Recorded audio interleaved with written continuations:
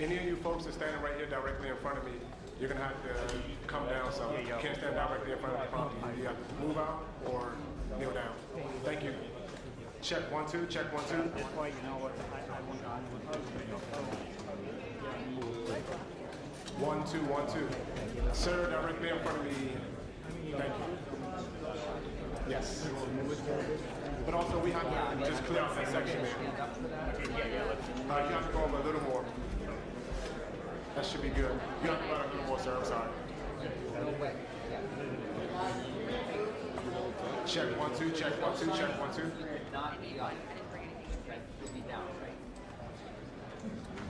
Audio's good for head on camera? Good. Cuts, you all good? Audio?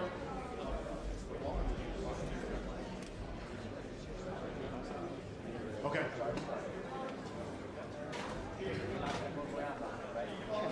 Check.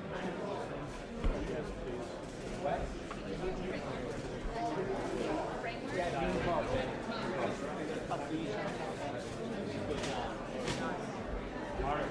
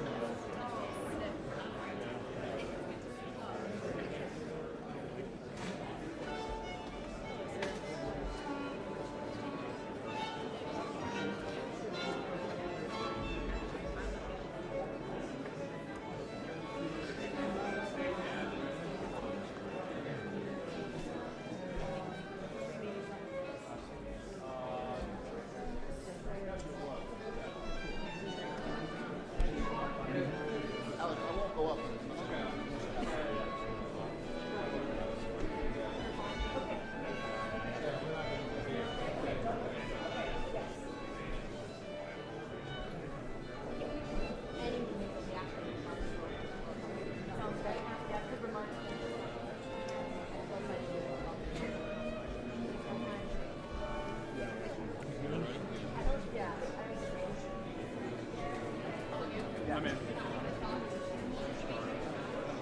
Like live right now?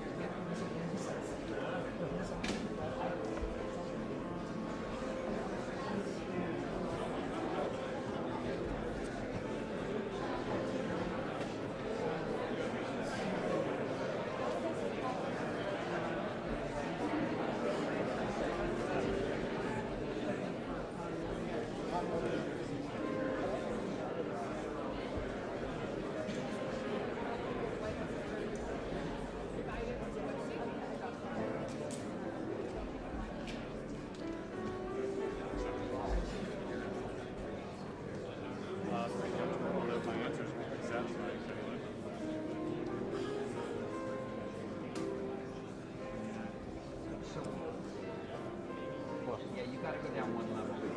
For the whole The thing? wide shot, yeah. Well, I mean, once she's talking, Once he's talking? yeah. Okay. I can do that. I'm trying this very convoluted way of getting around. Bend on the left.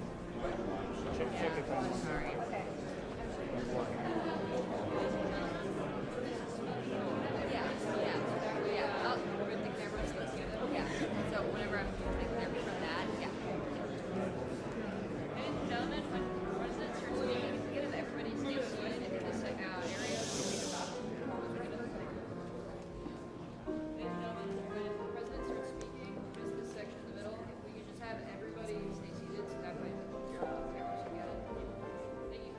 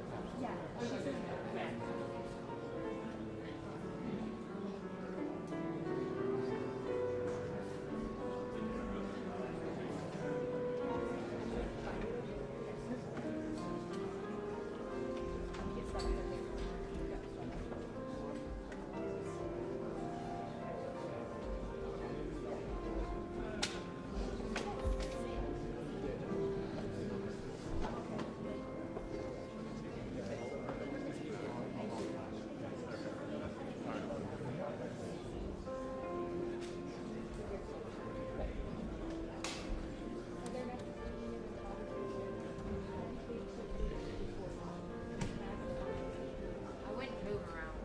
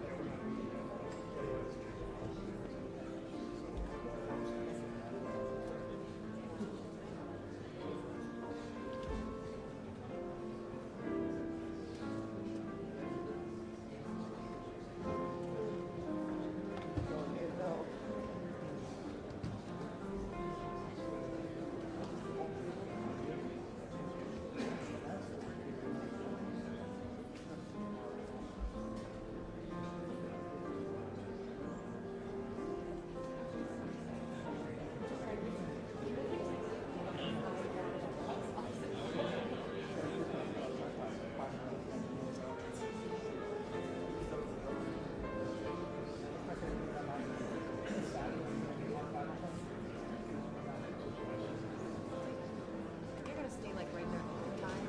No, I hope so. So you're gonna come down. You want them there? I would be happy. I might end up standing there during the bill signing. I think I'll see. Does that make sense? To get out of this.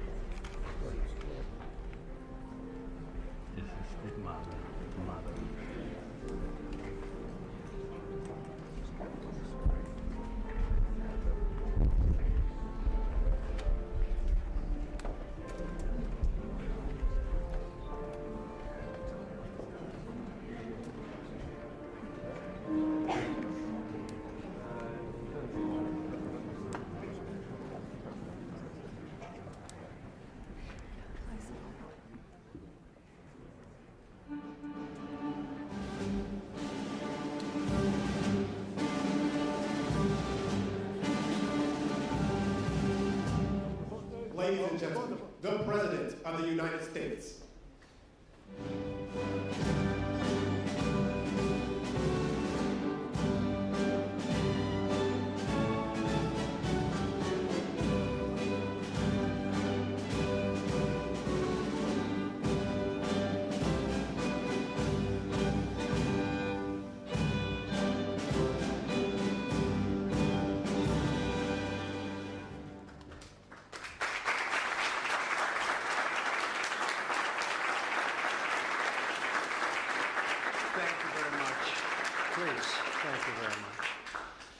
Before we begin, I want to provide a brief report on the unprecedented success our country has been witnessing in recent weeks. Since even before the election, we've been making extraordinary progress. The American people gave us a clear mandate to save our country, and we won all 7 swing states by large margins, historic. Very importantly, we won the popular vote by millions and millions of votes. Also, all 50 states, as you know, shifted toward the Republican Party, and that's never happened before. All 50, every single one of them. In our first week in office, we set records, taking over 350 executive actions. That's not been done before. And it has reportedly been the single most effective opening week of any presidency in history. And we want to keep it that way. We want to keep it going.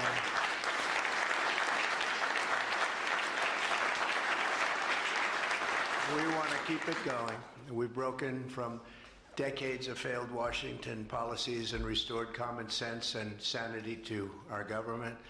We've unleashed American energy, and we've already achieved record low illegal immigration. As you see, there's nobody trying to get in. And that's what we've been waiting for a long time, and gotten woke ideologies out of our government and out of our military. The water has now begun flowing in California as we continue to increase the flow in coming days. Nobody's seen anything like that, and I've also taken strong action to regain control of the Washington bureaucracy. Just for clarification purposes, because it was incorrectly reported yesterday, we have informed the federal workforce, which they've looked to do for many years, that if they're working for the federal government, they must show up to the office on time and on schedule. We don't want them.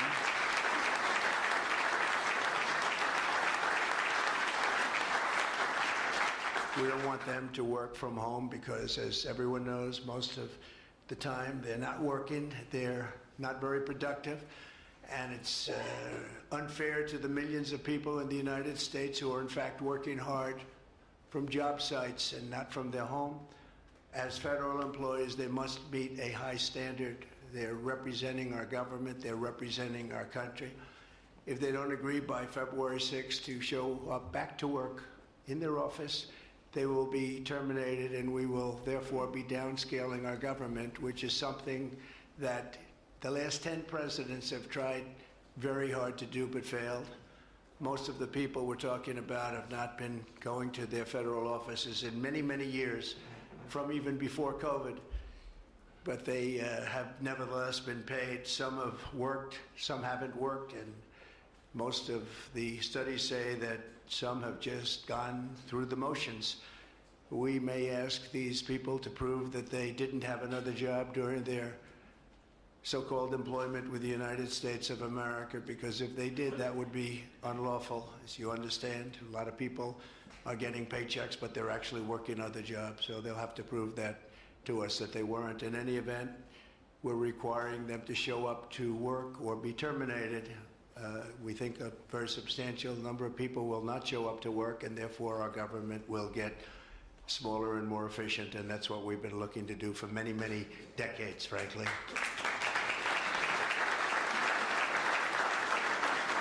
Thank you. In addition, there was a short-term pause or funding freeze on certain discretionary spending payments, such as government grants, only for us to quickly look at the scams, dishonesty, waste, and abuse that's taken place in our government for too long. As was explicitly stated, this in no way affected Social Security, Medicare, Medicaid, or other entitlements that Americans depend on. I've made abundantly clear from the very first day that I ran from office. That was a long time ago now.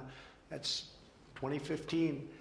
If you think about it, I announced in 2015, and we won in 2016. We did very well in 2020, but we did really well just recently. And I'm restating right now to correct any confusion that the media has purposely and somehow, for whatever reason, created Social Security, Medicare, Medicaid have not been affected by any action we're taking in any way, shape, or form. We are merely looking at parts of the big bureaucracy where there has been tremendous waste and fraud and abuse. In that process, we identified and stopped $50 million being sent to Gaza to buy condoms for Hamas. 50 million. And you know what's happened to them? They've used them as a method of making bombs. How about that? We stopped an attempt to make an illicit payment for illegal alien resettlement. We canceled $181 million in DEI training contracts. This is just for the training of people in DEI, which has been terminated and completely terminated. And we paused $1.7 billion in unauthorized payments to foreign organizations, including stopping more than $40 million that was on its way out the door to the very corrupt World Health Organization, which has not done its job and not done it properly. We also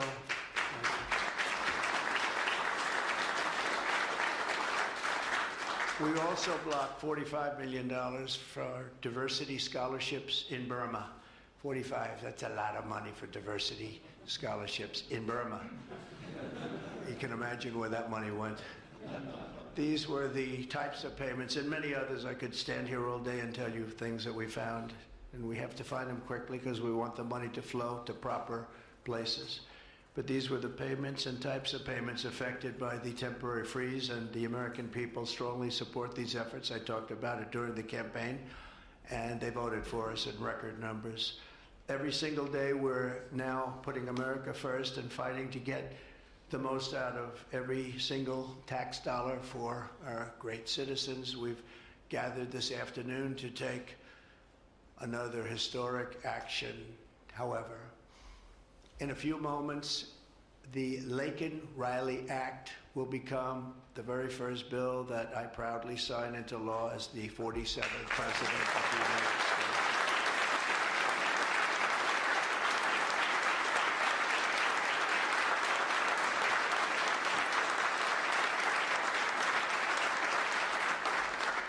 Laken was a brilliant and beautiful 22-year-old nursing student from Georgia, the best in her class. She was always the best. They would say, Laken, how do you do this? And what do you do? They were always asking her questions. She was respected by everybody, even her teachers. They respected her so much. From the time she was in first grade, Laken knew she wanted to spend her time caring for others. That's what she did.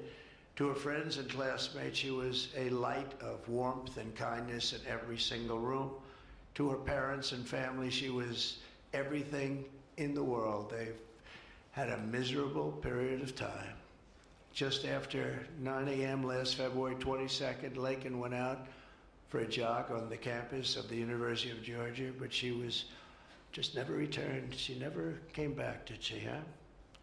Parents are here, sister, all of her relatives. While on her run, Laken was attacked, viciously assaulted, beaten, brutalized, and murdered by an illegal alien gang member who was set loose into our country by the last administration.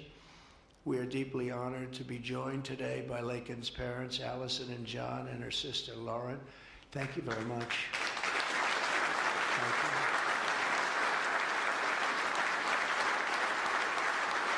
So sad. We were together right after that happened, and it's a tremendous tribute to your daughter, what's taking place today. That's all I can say, but so sad we have to be doing it at all. Thank you very much for being here. To Laken's family, we will keep Laken's memory alive in our hearts forever, everyone's hearts. With today's action, her name will also live forever in the laws of our country, and this is a very important law. This is something that has brought Democrats and Republicans together. That's not easy to do. Laken did it. Laken did it. America will never, ever forget Laken Hope Riley. The vicious criminal who murdered Precious Laken was an illegal alien member of the barbaric Venezuelan prison gang known as Tren de Aragua. He trespassed across our southern border in 2022 and was apprehended by Border Patrol, but under the cruel policies of the last administration, instead of being deported, as he should have been, he was released into the United States, as were millions of other people, many of them very dangerous people. And you see what we're doing, we're getting them the hell out of here.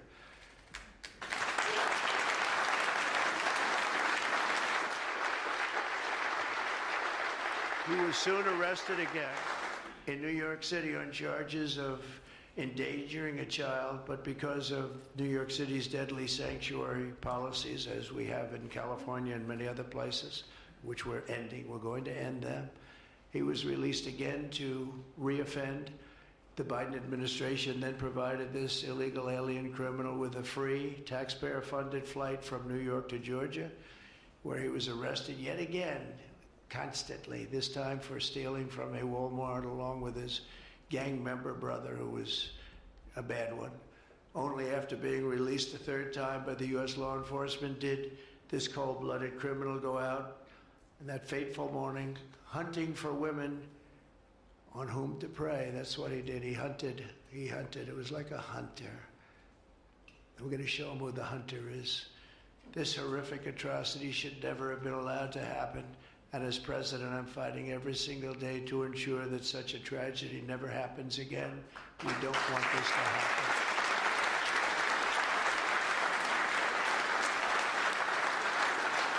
And under the law, thank you.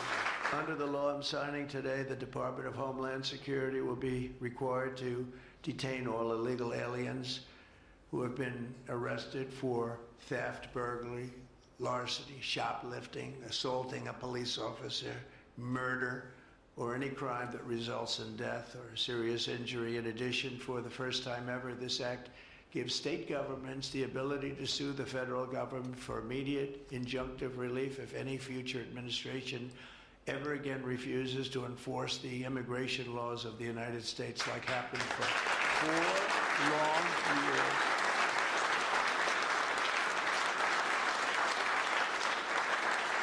And that was happening for 4 long years, frightful years. Amazing. You'd say, how can people do this? How can they allow this to happen? How can they allow criminals to pour into our country and then try and defend it? And they're still trying to defend it, but they can't. That's why I'm here instead of somebody else, actually. It's the biggest reason. I believe it's the single biggest reason. Inflation was horrible. Many things were horrible during that administration. When you look at what took place in Afghanistan, the way they got out, not that they got out, but the way, so many things were horrible. But to me, this was the worst of all. It's a landmark law that we're doing today. It's going to save countless innocent American lives. I want to thank every House Republican, every Senate Republican, as well as the 12 Senate Democrats and the 48 House Democrats who voted to pass this vitally important bill, and many of them are with us today, and I really do appreciate it. And I very much especially appreciate the bipartisan support. The Democrats, really a big percentage of them came through, and plenty of them wanted to. They probably felt they couldn't, but they really wanted to. That they don't understand that would have made them a lot more popular, would have made them a lot better with their people. The ones that didn't are going to be sorry, because the people are not going to forget that they wouldn't sign. This is a perfect, incredible tribute to an unbelievable young lady. We're joined today by many great supporters of our new strong border policies, and they are indeed strong, including Vice President Vance, thank you, JD, the Secretary Scott Bessent, who just got approved, by the way. Where's Scott? He just got approved. Scott, I'm very impressed. Got a lot of Democrat votes. Yeah. He got a lot of Democrat votes. That's great. I don't know, is that a good thing or a bad thing? I'll have to think about that. Secretary of Homeland Security, who's going to be fantastic. I know her so well, and I know it's probably not complimentary because she is a woman, but she is tough. Where is she? Where is Christy? Christy, great. Stand up, please. You have such an important job to do.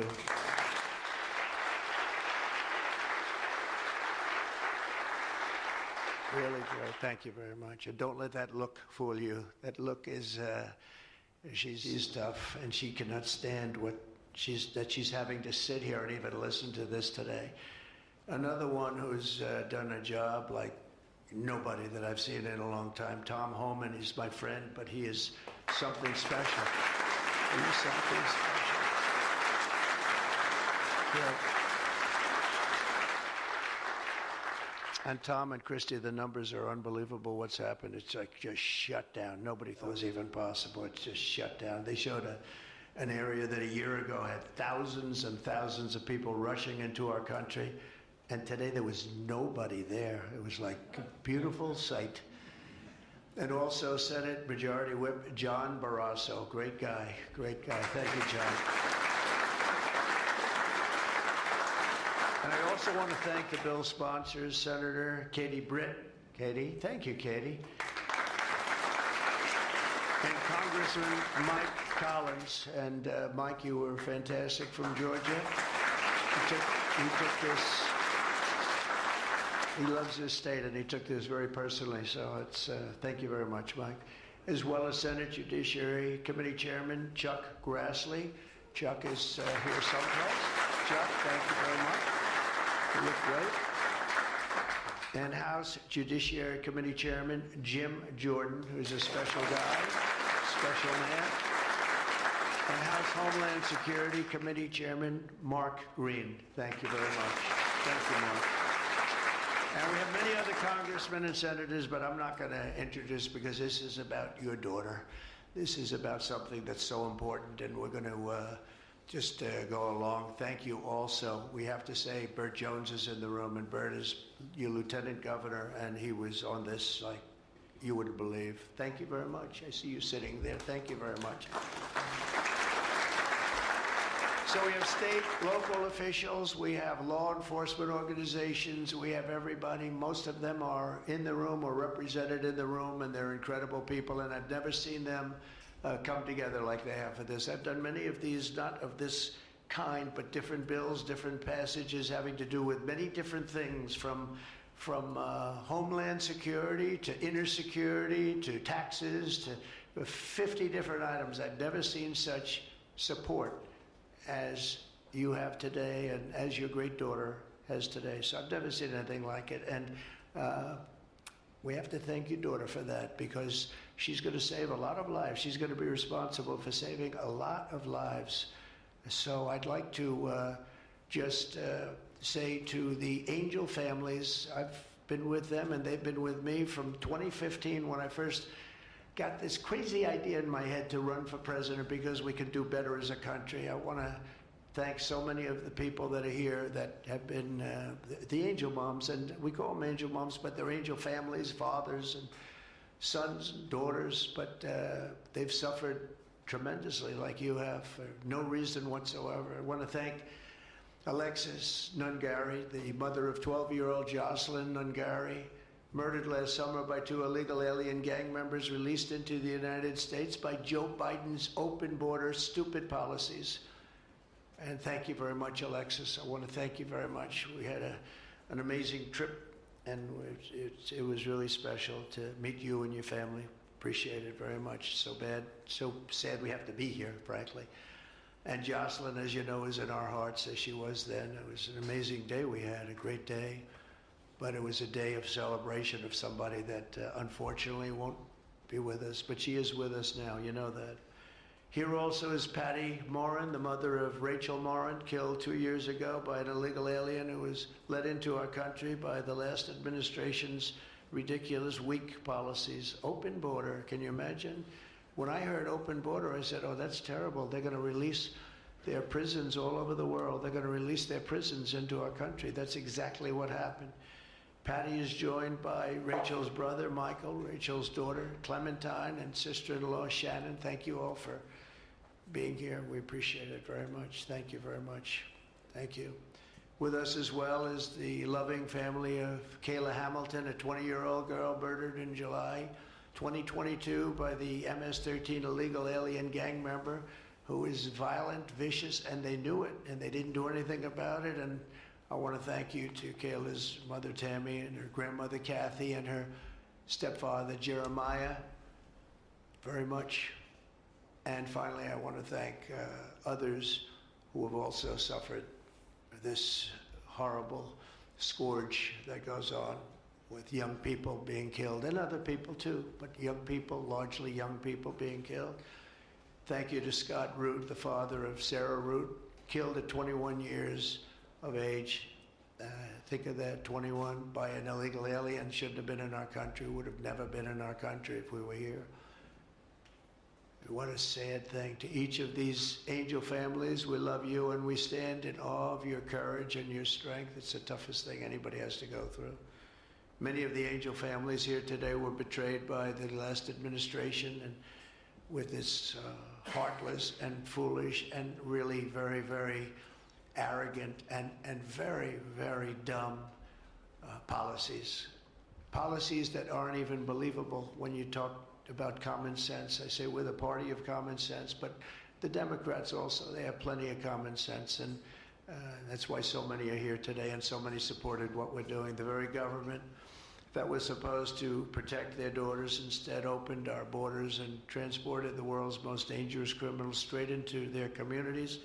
They came from prisons and jails and insane asylums and mental institutions from all over the world, not just South America. People think South America. They come from all over the world. They come from every continent. And they came here by plane, and they were loaded onto buses, and they were driven right up to our border, and they drove right through the border, and nobody even said a word to them. And in those buses and those cars and those trucks were some of the meanest criminals anywhere in the world.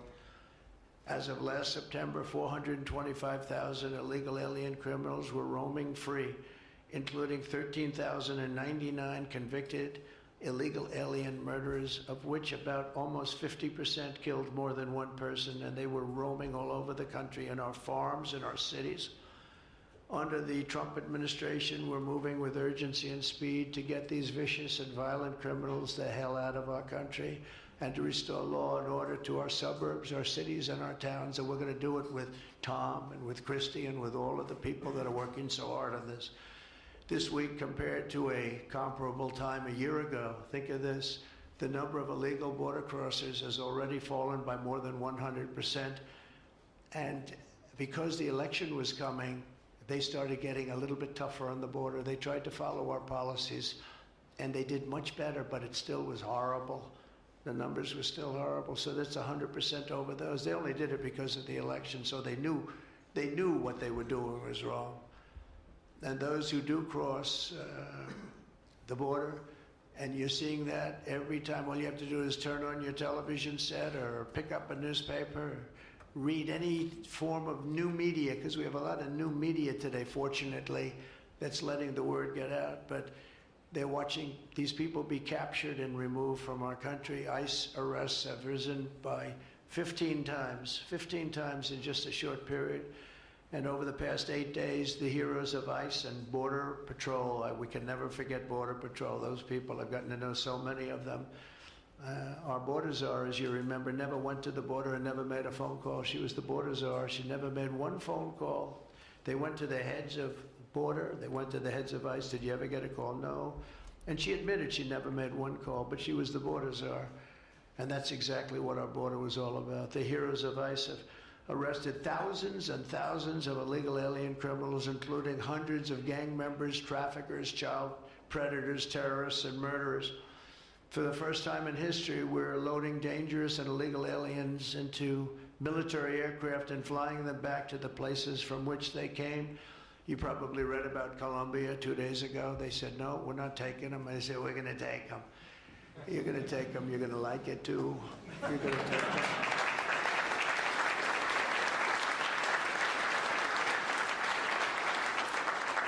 They talked about we're not going to take people that are in shackles. I said, well, but the people that are in shackles are murderers, they're drug lords, they're rapists, they're very tough people. They make our criminals look like very nice people. That's about the only thing that comes out of this. And I say, could you imagine you're a pilot on the plane and you have your co-pilot and you're sitting there and you have 150 people, no shackles, and they like to murder people? This would not be a good flight. So Colombia apologized to us profusely within an hour based on something I said, meaning you're going to pay tariffs like nobody's ever paid tariffs before, but they actually wanted to terminate his position. They're essentially Congress met and they were very angry with them, but they actually said they were going to send the presidential plane to pick up these criminals and to bring them because they didn't want to inconvenience us or have us do a second flight, and that's what they did. And I appreciate it, and I do appreciate the people of Colombia are wonderful people, and the representatives really acted well, and I appreciated they took back that tough talk. But, you know, we may have tough talk from others, but it's not going to mean anything. They're going to all take them back, and they're going to like it, too. They're going to like it. They're going to take it back, and they're going to like it. Today, I'm also signing an executive order to instruct the Departments of Defense and Homeland Security to begin preparing the 30,000-person migrant facility at Guantanamo Bay. Most people don't even know about it. We have 30,000 beds in Guantanamo to detain the worst criminal illegal aliens threatening the American people. Some of them are so bad we don't even trust the countries to hold them because we don't want them coming back, so we're going to send them out to Guantanamo. This will double our capacity immediately, right? And tough. That's a tough place to get out of. Today's signings bring us one step closer to eradicating the scourge of migrant crime in our communities once and for all. And it was just it's just an unforced error that we even have to be doing this. Now we need Congress to provide full funding for the complete and total restoration of our sovereign borders, as well as financial support to remove record numbers of illegal aliens. And these are illegal alien killers, criminals at levels that nobody's ever seen before. And you would have known that, and you were there when I said it. I said everybody that's bad is going to be thrown. If you look at Venezuela, Venezuela's crime is down 77% because they've taken their gang members, their prisoners, their drug dealers, their drug lords.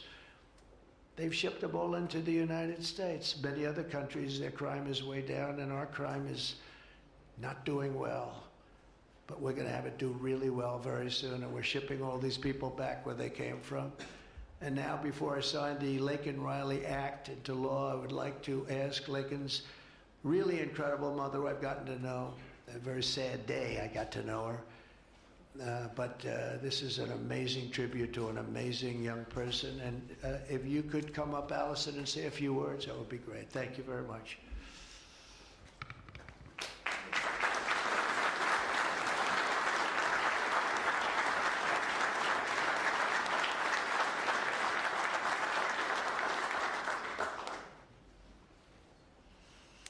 Thank you, President Trump.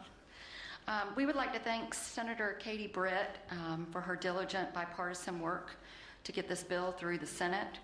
We'd also like to thank Congressman Mike Collins for his unwavering passion and for leading on the Laken Riley Act from the start. Our family will forever be grateful for the prayers of the people across our nation and for helping to get this legislation into law. We also want to thank President Trump for the promises he made to us. He said he would secure our borders and that he would never forget about Laken. And he hasn't. He's a man of his word. We trust that he will fight for the American people. Most importantly, I want to thank our Lord and Savior, Jesus Christ, because without his sacrifices, Laken's story would have ended on that horrific day that she was taken from us. But because of him, we can continue living knowing that we will see Laken again. There's no amount of change that will ever bring back our precious Laken. Our hope moving forward is that her life saves lives. We're so thankful that her passion for helping others and her legacy for doing good in the name of Jesus Christ will carry on. Thank you.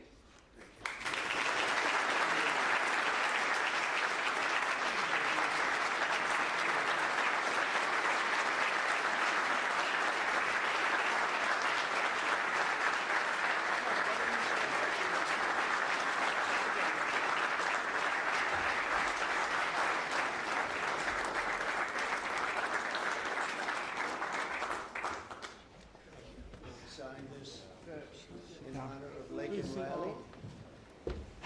Come on up here, some of the people that we love that have been so instrumental. Okay?